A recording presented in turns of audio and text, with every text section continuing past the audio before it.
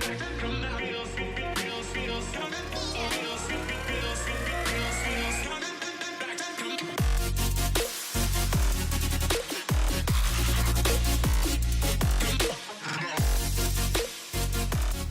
and welcome back to 15 Good Minutes. I'm Shy. I'm Dee. And today we are going to learn about why 80% of New Year's resolutions fail, absolutely fail and crumble.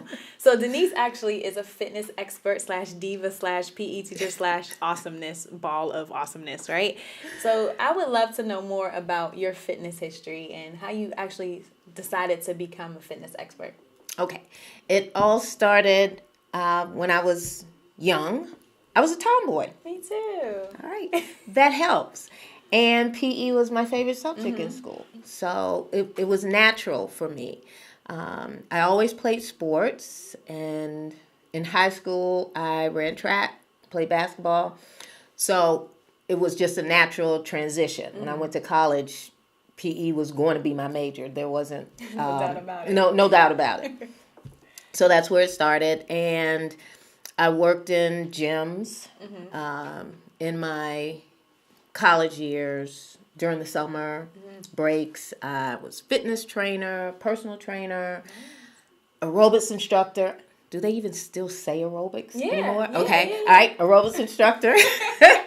And just kind of went from gym to gyms in the DMV doing that. And it was just natural. Nice. So I actually went to my undergrad. I got my bachelor's degree in kinesiology, so exercise science. So that was my thing too. But I somehow got bamboozled into teaching. I don't know how that happened, but my goal was to work for Nike or Gatorade. That was my goal. All right. So you've been active and you've been exercising. Have you ever ran in any marathons or competed in any competitions? I started running 3 years ago Oh, nice. with the 5K. Okay. Let's not get it twisted. Can't jump up. I do 5Ks in the spring, summer. Okay. I've done 2 10Ks, and that's my limit. Yeah. That's my limit. I've never done a marathon, never done a half marathon. I don't plan to do either. So with the 10K, does it seem like it's long? You have to have a good playlist.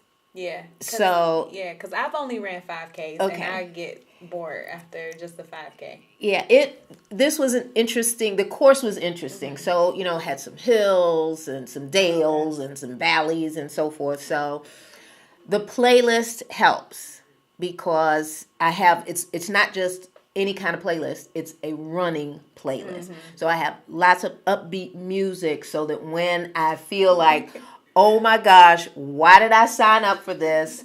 And then Bruno Mars comes in, and then I've got that extra push that I need to get me over the top. Well, that's nice. So maybe I need to make a better playlist because I get bored real fast. I'm like, I'm quitting. I'm done. So, like I said earlier, I've been doing my research, and I read that 80% or more of New Year's resolutions for fitness fail within the first month, right? Yes, And that's then correct. Statistics for workout facilities, their sales boost, of course, in January, 1st of January, and by February 6th, it's back to normal or even less. So I'm trying to figure out, what do you think some of the issues might be in those failed resolutions? I think personally, unrealistic goals. A lot of people come into a gym and, for example, when I was a personal trainer and fitness trainer, I said, okay, what are your goals? What do you want to accomplish? What do you want to achieve? I want to look like you. Time out. No disrespect to that person, but just look at us for a second. We have a different body type, different build, everything. That's not going to work. I'm not your goal. So unrealistic goals, and they want to do it now. The results, they want quick results. They want quick results. They're doing it because they got to get into that dress. They're getting married. I'm getting ready for the beach. I'm getting ready for the class reunion. And then it stops. Yeah. It's over.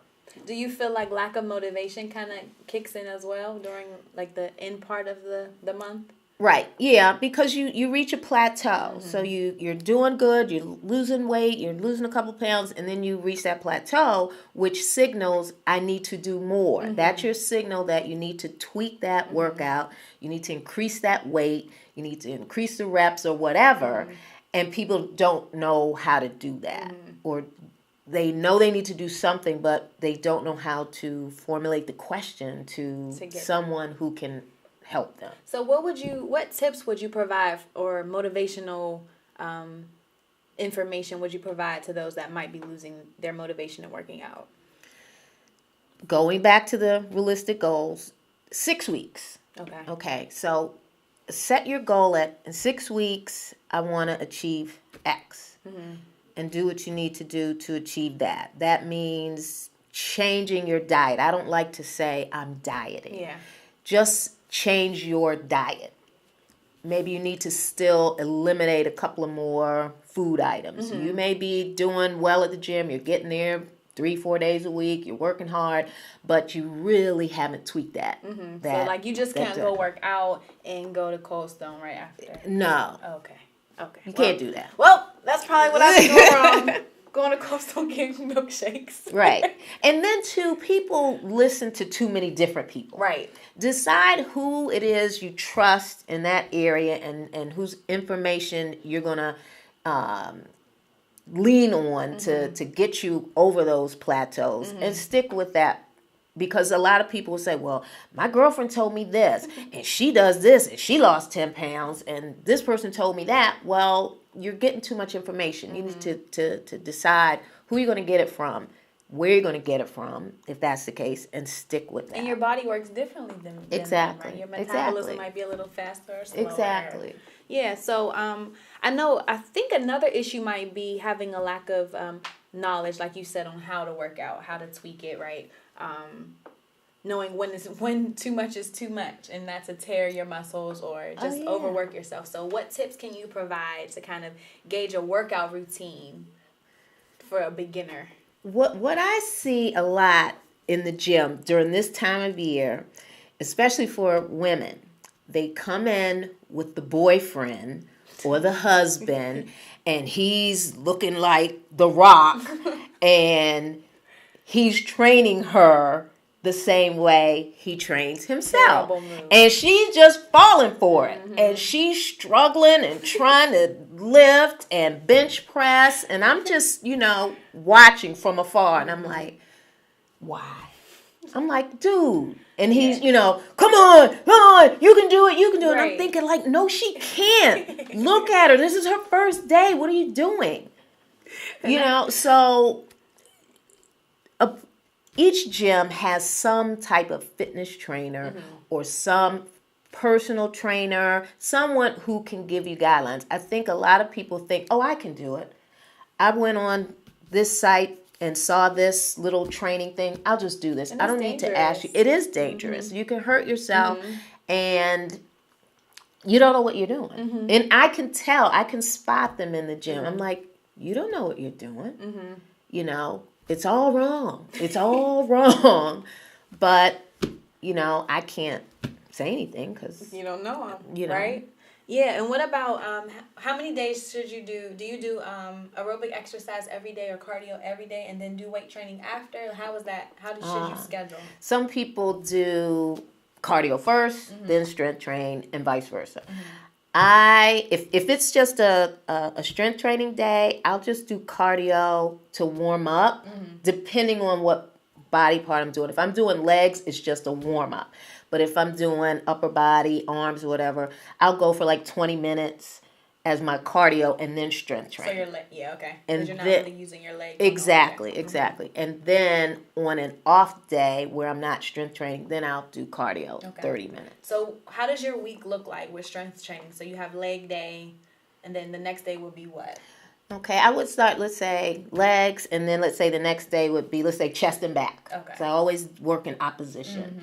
And then the next day would be shoulders and arms. So I'll just kill the whole upper body of, the arms and shoulders at one time, get it over with. and then start it all over. So you would have an off day after shoulders yes, and arms. So that would be your day you do your cardio. Exactly. Got you. Exactly. So it should be a cycle. It shouldn't be 2 leg days in a row. No, absolutely not. You shouldn't run and then have leg day during the same day. That would be killer. Or do an intense leg day and then run a 5K the next day. That's too much. No. You have too much lactic acid. Exactly. See, I remember my stuff. Okay, see? So another thing you said is the dieting piece. So a lot of people will work out but not change their eating habits. Mm-hmm. So what foods do you suggest one should eat prior to working out and after working out? Prior to, like if I'm going to the gym after work, which is most of the time during the week, I'll have something like yogurt, you want something that you can digest easily and won't give you cramps in the middle of your workout. So something like yogurt before, and then afterwards, I always have either a protein bar or something with protein in it. Okay. So if I don't have a protein bar, I'll have like nuts, almonds, something like that has protein in it, for my post-workout. And then if I'm working out at home on the weekends, I'll come home, maybe do a protein smoothie. Okay.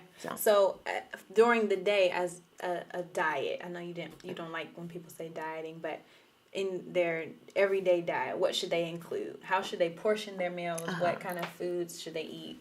Fruits and vegetables every single day. Okay. With every meal or what? It depends on your body weight. Mm-hmm. It depends on whether you're male or female. Mm-hmm. At least 3 servings, 3 to 5 every day. So every day during the week, I have a salad for lunch. And I've had a smoothie with fruit and spinach or something green in the morning. So by 4 o'clock, I've met that. Yeah. Right. You want to have your protein because that gives you energy and keeps you alert. Hello. Which way did he go? Yeah. So you want to have that. And just a little at every meal. Some people get on that protein tip where it's like, protein makes my muscles big, so I'm going to have tons of protein at every single meal. Everybody. It doesn't matter who it is, especially if you're just a regular Joe. There's a protein cap. You're just a regular person. You really are. So there's a cap. And all you could go to Google and plug in, how much protein do I need for a 135-pound female? Mm-hmm. Boom, it'll tell you.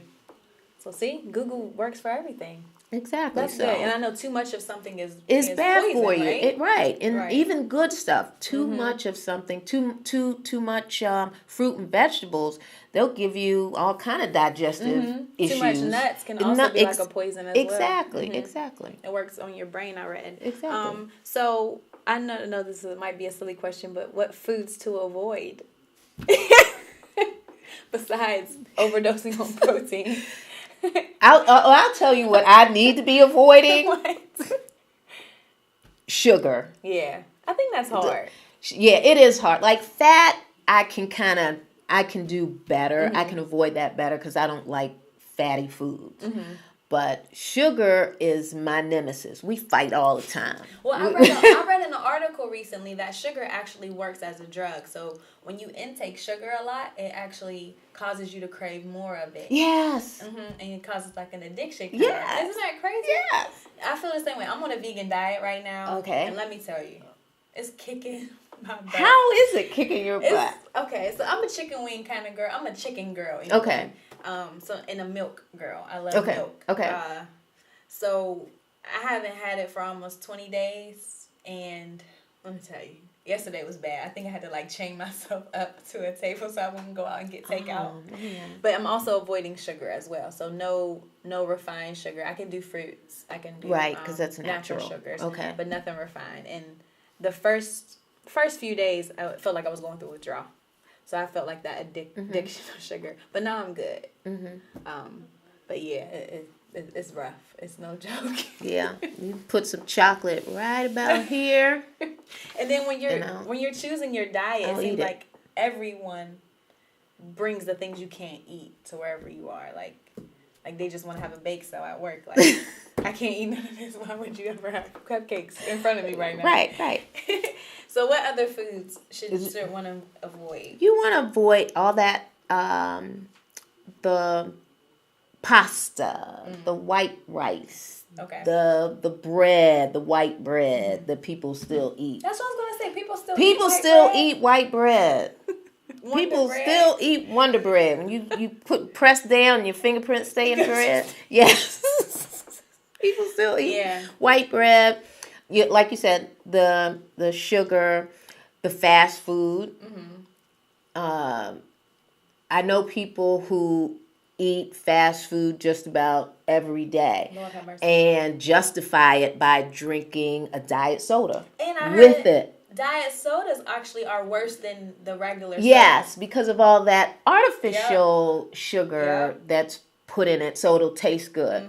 You know, that's a no-no.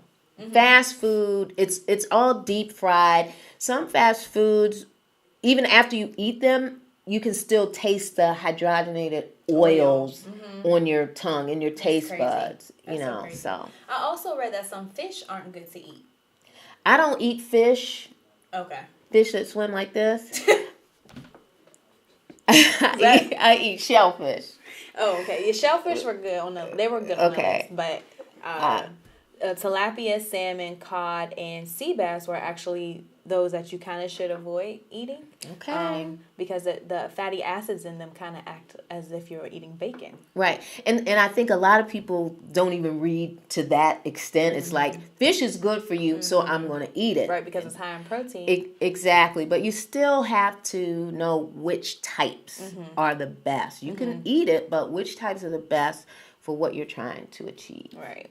I know we're coming to a close, but I do want to get your insight on tips for people that are in the upper age range for working out. For working out? You're not 25 anymore. That's the first thing. You're not The Rock. That's the second thing. You have to know your limits. You need to stay in your lane. You need to stay in your lane and don't push too hard. Strength training twice a week for people over 50 is a good thing. That's all you need. To strengthen your bones so that you won't get osteoporosis and things like that.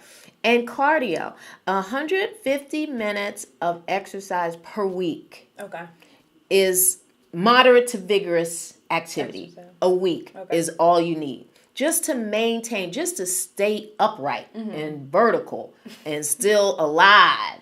That's all you need. Now, how you formulate that and put that into a plan is your own business. But you've got to have that cardio. You got to have that cardio and you strength train. There's no getting around it. Some people think that, I'll just do cardio, I'll lose the weight, I'll be good to go. No, you got to have that strength training. And you don't have to lift heavy weights. Right, that's what I was going to say, because you can just lift household items. Jugs of juice, right? Exactly. Take the stairs. Exactly. And at the very least, I tell people, especially the ones, I don't know where to start, I don't know what to do. Walking. You can walk. It's the easiest thing to do. If you don't do anything else, walk.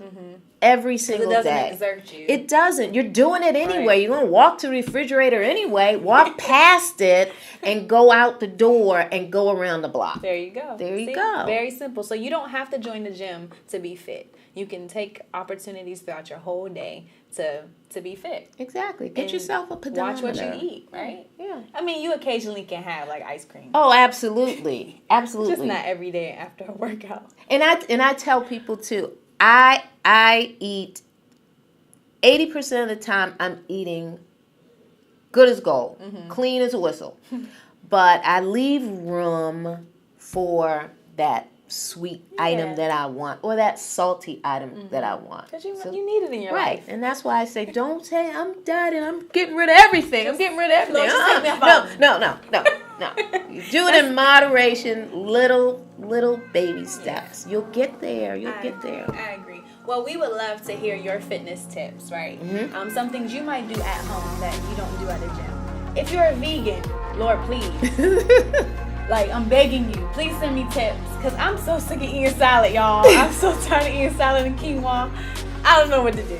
So if you have tips for vegan diets, vegan recipes, yes, any fitness ideas, any tips on where to work out at if you are at a gym, what times to work out, that would be great. So just drop them below in our comment section. Make sure you like us, follow us, and we will see you next week.